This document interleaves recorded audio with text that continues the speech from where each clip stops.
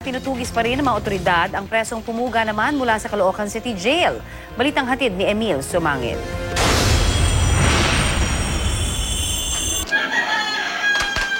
Sa iskinitang ito na nasa pagitan ng residential area at ng pader ng Caloocan City Jail, lumagpak ang bilanggong pumuga.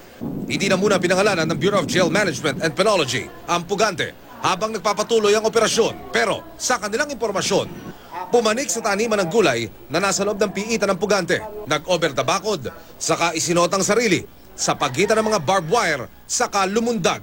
Mula sa tuktok ng pader ng City Jail na may taas na halos 3 palapag, lumundag ang pugante at bumagsak sa bubungan na nasa paanan. Ayan po. Oh, saan bumagsak? Eto. Buti hindi tumuhog dyan sa bakal. Hindi po eh.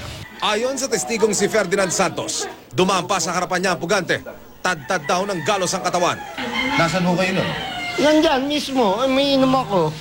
Nagulat nga lang ako eh. Pati kami. Inaano ko, baka pumasok ng loob ng bahay. Mga stage. Mga hostage. Oo.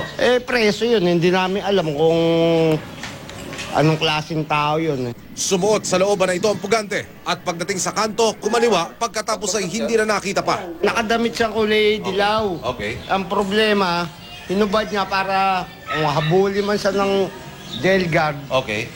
binalumbon yung damit dito. Opo.